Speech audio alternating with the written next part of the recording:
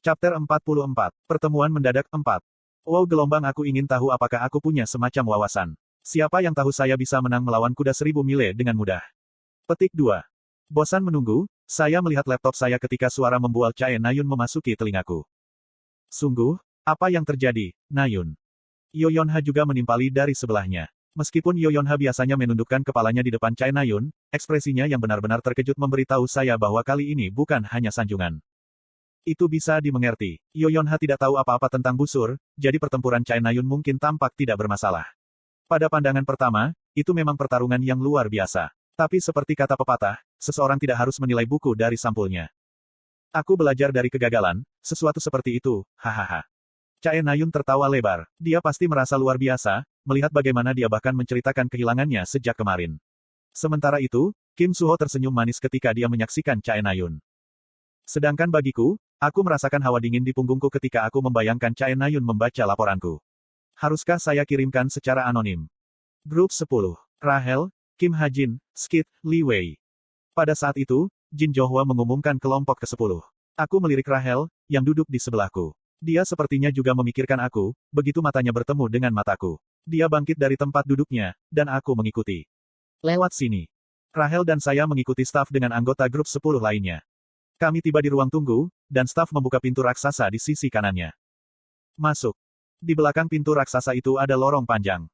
Kami berjalan. Segera, lorong berakhir, dan 2 pintu berdiri di setiap sisi dinding. Berdiri di depan pintu.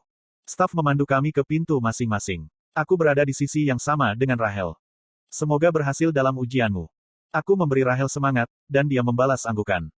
Kamu punya 1 menit untuk mengkonfirmasi monster dan medanmu.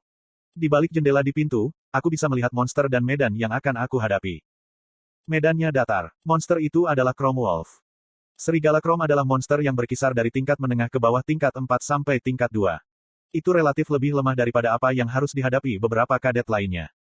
Namun, sulit untuk melawannya dengan pistol. Bukan hanya sulit, tetapi juga sangat sulit. Siapapun dapat melihat pada pandangan pertama bahwa peluru hanya akan memantul dari kulitnya. Keunikan, kulitnya memiliki kemampuan untuk memantulkan benda logam. Kelemahan, di dalam mulut. Kekuatan, epidermis kuat. Chrome Wolves adalah monster yang saya buat. 30 detik tersisa. Mereka memiliki atribut ganda logam dan tanah, dan titik vitalnya ada di dalam mulutnya. Sementara kombinasi atribut logam dan bumi membuatnya sulit untuk ditangani, kelemahannya tiba-tiba jelas. Panas ekstrim yang bisa melelehkan logam dan tanah, itulah yang saya butuhkan. Aku menggenggam pisau di sakuku. Ketika hal itu terjadi, saya bisa menggunakan kekuatan sihir stigma untuk memanaskan pisau. 1 menit telah berlalu. Silakan masuk. Petik 2. Anggota kelompok 10 berjalan ke tempat pemeriksaan. Itu adalah ruangan kecil sekitar 130 meter persegi. Kotoran dan batu memenuhi tanah, sementara serigala mengunyah sesuatu di sisi lain. Saya hampir tidak punya waktu untuk berpikir. Chrome Wolves mampu melakukan serangan jarak jauh. Aku dengan cepat mengangkat senjataku. Petui. Serigala meludahkan sesuatu. Apa yang tampak seperti pecahan logam terlempar ke arahku. Saya membidik objek terbang dan menembak. Fragmen logam bentrok dengan peluru saya, saling menghancurkan. Itu dibebankan ke saya segera sesudahnya. Saya mengaktifkan bullet time. Saya bisa melihat dengan jelas gerakan serigala yang melambat, tetapi saya tidak bergerak. Saya hanya menunggu sampai mulutnya terbuka. Karena sangat lambat, saya bahkan tidak takut. Seolah bergerak lambat, Chrome Wolf membuka rahangnya saat dia melesat ke leherku. Aku menusukkan pistolku ke mulutnya dan menembak secara berurutan. Pada saat Chrome Wolf menutup mulutnya, saya sudah melompat mundur beberapa meter. Perasaan waktu saya kembali normal, dan Chrome Wolf tersentak kesakitan. Sayangnya, itu belum mati. Setelah muntah beberapa kali, itu meludahkan 10 peluru yang hancur. Lalu, dia menggeram sambil memelototiku. Sulit, bukan? Saya telah mencapai titik vitalnya, tetapi properti anti peluru Chrome Wolf menempatkan saya pada posisi yang kurang menguntungkan. Tanpa pilihan, saya mengambil pisau. Dengan pistol di satu tangan dan pisau di tangan lainnya, aku sedikit menurunkan tubuhku dan memelototi serigala. Bibirku kering dan keringat membasahi tubuhku. Pertempuran jarak dekat selalu menakutkan. Tepat ketika pertarungan akan pecah. Koang. Sebuah ledakan besar meletus dan lampu-lampu di ruangan itu padam. Aku sekarang dalam kegelapan total, tetapi aku tidak bisa membiarkan pertahananku turun. Ada binatang buas di sini bersamaku. Masalah telah terjadi. Semua monster akan dipanggil mundur. Kadet harus segera meninggalkan tempat pemeriksaan. Tesek. Speaker terputus dengan suara statis. Aku menatap serigala itu. Alih-alih dipanggil terbalik, itu malah tumbuh lebih ganas. Apakah benda itu akan dipanggil terbalik? Tidak ada yang menjawab pertanyaan saya. Satu atau lebih penyihir yang dikirim haruslah seorang jin. Jin Johua bukan jin. Saya sudah memeriksa laptop saya. Tidak ada perubahan dalam pengaturan yang terjadi padanya. Faktanya, laptop tidak mendeteksi perubahan pengaturan apapun. Ini hanya bisa berarti satu hal. Jin yang ditempatkan di sini adalah jin yang aku tidak tahu. Itu sepenuhnya masuk akal. Ada banyak jin yang tak terhitung jumlahnya di dunia ini. Tidak aneh jika ada tambahan yang muncul. Aku tahu ini akan terjadi pada akhirnya. Suatu peristiwa yang saya tidak tahu tentang sedang terjadi. Detak jantung saya naik karena ketidakpastian situasi, tetapi saya memaksakan diri untuk tenang. Setelah menarik napas panjang, saya melihat ke dinding di kamar sebelah. Tampaknya Rahel berada dalam situasi yang sama, ketika dia menatap lawannya dengan tenang dan diam-diam. Tapi lawannya adalah seseorang.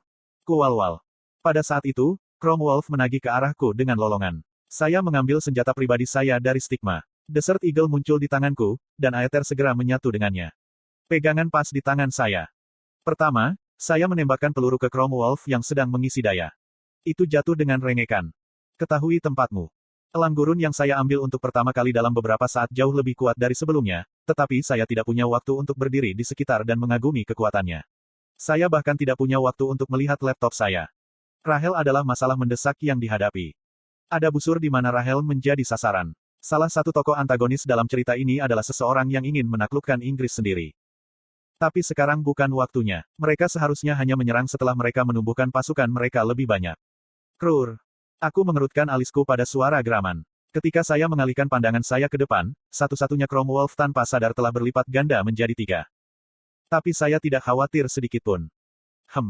Saya mengubah Desert Eagle menjadi mode senapan. Pada saat yang sama, ketiga Chrome Wolves terbang ke arahku. Pekerjaan saya sederhana. Saya hanya harus mengarahkan senapan saya dengan tenang dan menembak tanpa gemetar.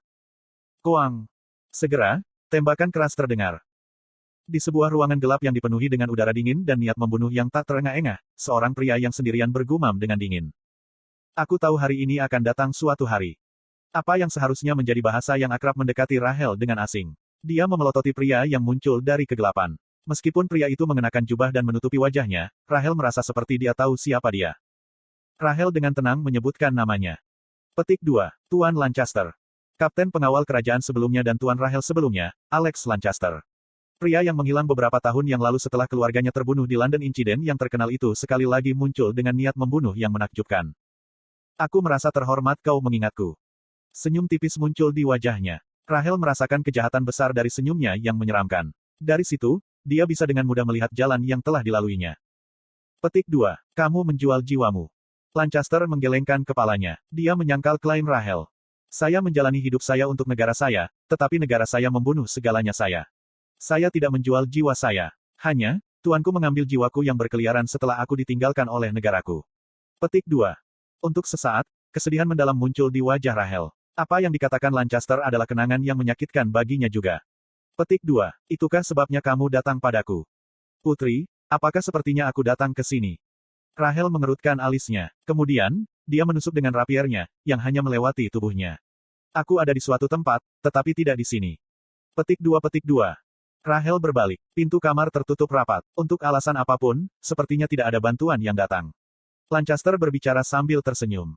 Ada kekacauan di luar sekarang. Tentu saja, jika tempat ini adalah Inggris, keselamatan putri akan menjadi prioritas utama. Puluhan, ratusan, dan ribuan nyawa orang tidak akan bisa dibandingkan dengan putri. Petik 2.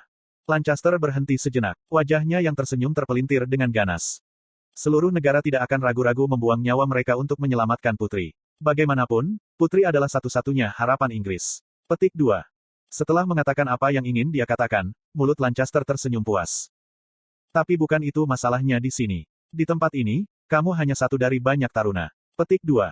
Rahel menatapnya dengan sedih. Kebencian dan kemarahan dalam suaranya membuat Rahel merasa bersalah. Namun, Lancaster mengertakkan giginya pada responsnya. Jadi kamu masih tidak akan melepas topeng kepura-puraanmu yang munafik. Kemarahan dan penyesalan mengisi kata-katanya yang berlarut-larut. Rahel mengambil langkah kecil ke arahnya. Tuan Lancaster. Aku ingin bicara sedikit lebih lama, tetapi tidak ada waktu. Namun, Lancaster menolaknya sebelum membungkuk hormat. Farewell Princess, harap baik-baik saja. Dengan itu, ia berubah menjadi kabut hitam dan menghilang. Tunggu. Tiba-tiba, seorang pembunuh melompat keluar dari kabut, mengayunkan pedang. Meskipun tiba-tiba, Rahel berhasil mengayunkan rapiernya dan bertahan melawan serangan itu.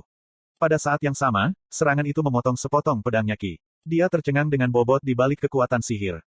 Tetapi kekuatan sihir pembunuh itu bukan satu-satunya hal yang menakjubkan. Gerakan pembunuh itu gesit dan tajam. Sisi kiri dan bahu. Serangannya yang tajam menggali melalui titik lemah Rahel.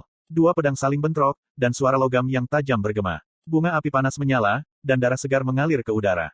Terhadap manuver agresif si pembunuh, Rahel hanya bisa bertahan. Tetapi saat pertarungan berlanjut, lebih banyak goresan muncul di tubuhnya. Begitu rasa sakit semakin kuat, Rahel harus mengakui bahwa dia tidak bisa mengalahkan si pembunuh dengan taktik standar. Dia bertaruh. Oke.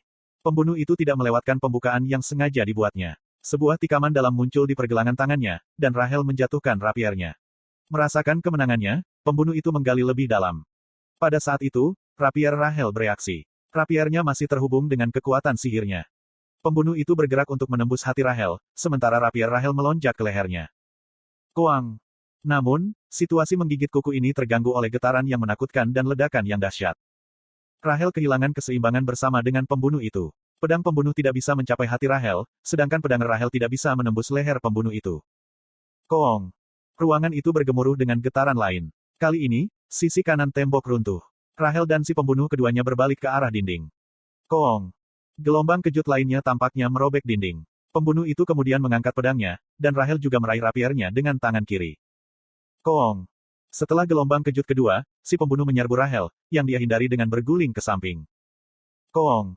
Gelombang kejut ketiga dan terakhir meledakkan tembok dan pembunuh bayaran itu dikirim terbang kembali oleh ledakan.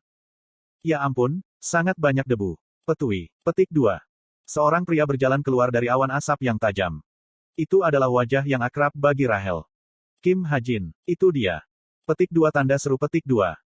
Pembunuh itu segera berlari ke arahnya. Siapa kamu? Kim Ha-jin hanya menembakkan senjatanya. Kuak. Peluru menembakkan si pembunuh terbang kembali dari satu ujung ruangan ke ujung yang lain. Itu adalah tampilan kekuatan yang menakutkan.